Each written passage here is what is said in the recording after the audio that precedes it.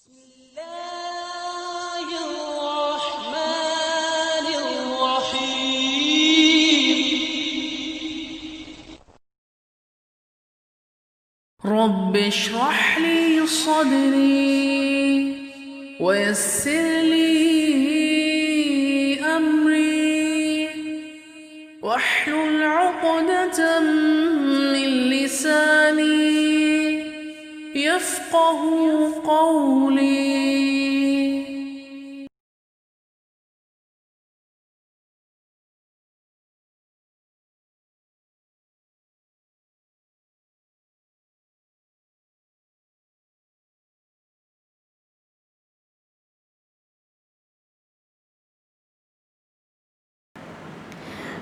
السلام علیکم. I am Islamia teacher of SMPS.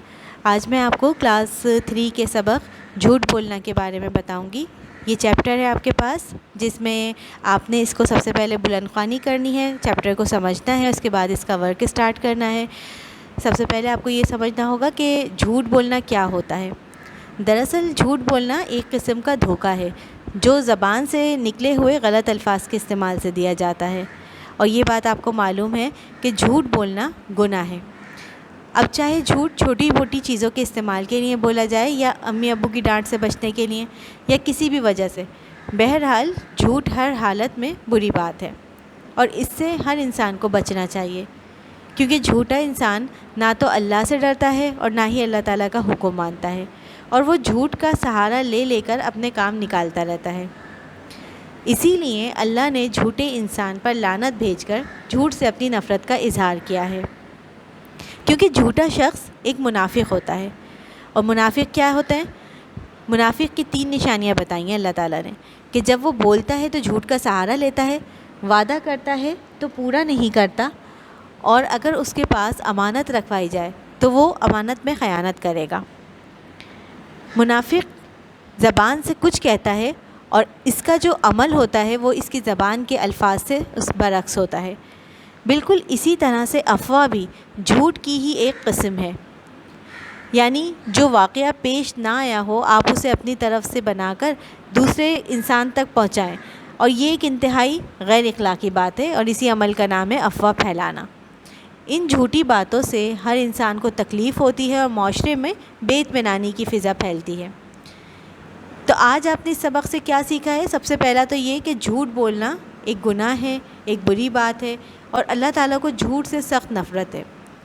اسی طرح ہم نے اس چیپٹر میں یہ بھی دیکھا کہ وعدہ خلافی کرنا بھی ایک بری بات ہے، اور یہ جھوٹ کی ہی ایک قسم ہے. اور ہمیں، آپ چاہے چھوٹے بچے ہوں یا بڑے ہوں، گالم گلوچ اور بیہودہ باتوں سے پرہیز کرنا چاہیے، اور کبھی بھی جھوٹ نہیں بولنا چاہیے، تاکہ کسی بھی انسان کا دل نہ دکھے، اور نہ ہی جھوٹ بولنے سے اللہ تعالیٰ ہم سے ناراض ہو. اچھا، اب ہم کلاس 3 کے ہی دوسرے چیپٹر اسلام اور اخلاق کی بھی اس کو سمجھ لیتے ہیں کہ اس چیپٹر میں کیا ہے. پہلا چیپٹر تھا جھوٹ بولنا، دوسرا چیپٹر ہے اسلام اور اخلاق. اس چیپٹر میں کیا بتایا گیا ہے؟ اسلام یعنی کہ ہمارا مذہب، اور اخلاق اس کا کیا مطلب ہے؟ اخلاق کا مطلب یہ ہے کہ انسان کی جو عادتیں ہوتی ہیں، چاہے وہ اس کی اچھائیاں ہوں یا برائیاں ہوں، یہ تمام عادتوں اور خصلتوں کو انسان کا اخلاق کہا جاتا ہے. انہی باتوں سے انسان کا اخلاق ظاہر ہوتا ہے، اور اس کی فطرت کا پتہ چلتا ہے کہ وہ نیک فطرت کا ہے یا اس کی فطرت میں برائی موجود ہے. ہماری زندگی کی ایک ایک بات سے اچھا یا ہمارا برا اخلاق ظاہر ہوتا ہے. ہم کیسے بولتے ہیں، کس طرح ہم ایک دوسرے سے بات چیت کرتے ہیں، کس طرح آپ اپنے چھوٹوں اور بڑوں سے پیش آتے ہیں. اس کے ساتھ ساتھ رشتہ داروں، غریبوں، دوستوں، پڑوسیوں سے ہمارا سلوک کس طرح کا ہے. یہ سب باتیں بتاتی ہیں کہ ہماری تربیت کیسی ہوئی ہے. اچھا، اسلام نے ہم کو کیا سکھایا ہے؟ دین اسلام نے ہمیں یہ بتایا ہے کہ اچھے اخلاق والے انسان کی نہ صرف تعریف ہوتی ہے، بلکہ ایسے لوگوں کو دعا بھی ملتی ہے اور اللہ کی رضامندی بھی حاصل ہوتی ہے. دیکھو بچوں، اللہ نے زمین اور آسمان میں بے شمار چیزوں کو پیدا فرمایا ہے، جنہیں وہ اپنی بہترین کاریگری کہتا ہے. چاہے وہ ان میں انسان ہو، چرند ہو، پرند ہو، پہاڑ، دریا، درخت، یہ تمام چیزیں انسان کی یہ تمام چیزیں اللہ تعالیٰ کی تخلیق ہیں.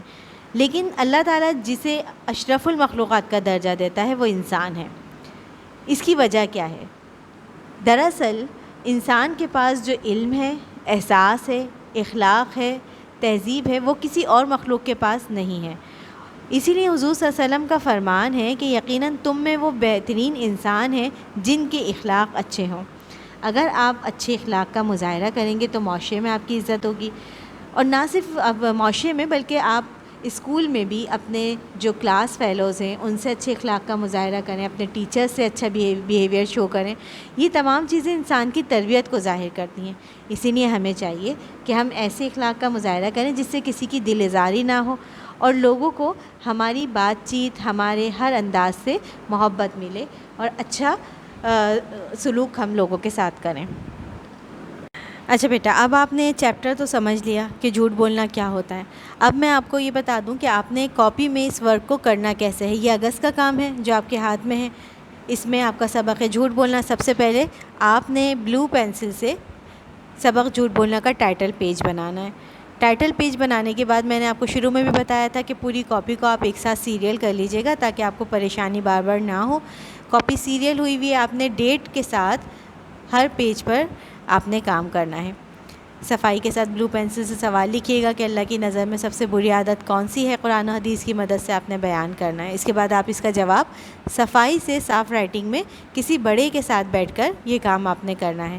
اس سبق میں آپ کو جو سوالات دیے گئے ہیں، سچ بولنا کیسی عادت ہے، جھوٹ بولنے والے پر کے کیا کیا نقصانات ہوتے ہیں، منافق کی کیا نشانیاں ہیں، ان تمام کام کو آپ نے صفائی کے ساتھ اپنی کاپی میں بالکل نیٹ اینڈ کلین لکھنا ہے۔ سوال نمبر 1 سے لے کر اور سوال نمبر 8 تک اسی چیپٹر جھوٹ بولنا سے متعلق یہ سوالات موجود ہیں، جوابات اس میں لکھے ہوئے ہیں، آپ نے صرف اس کو ایز اٹ از اتار لینا ہے۔ اس کے بعد آپ نے یہ کرنا ہے کہ بلو پینسل سے دوسرا سبق جو ہمارے اگست میں ہی جائے گا، اسلام اور اخلاق، اس کا آپ نے ٹائٹل پیج بنانا ہے۔ اس کے بعد آپ نے بلو پینسل سے جس طرح آپ پریویس ورک کر چکے ہیں، سبق کے سوالات 1 سے لے کر 5 تک آپ نے اس کو کاپی میں کام کرنا ہے۔ اللہ نے انسان کو کیا درجہ دیا، یہ پہلا سوال ہے، اور اس کے بعد دوسرا سوال ہے آپ کے پاس ہے کہ انسان کو افضل درجہ کیوں دیا گیا ہے۔ اخلاق کے بارے میں حضرت محمد صلی اللہ علیہ وسلم کا ایک فرمان آپ نے تحریر کرنا ہے۔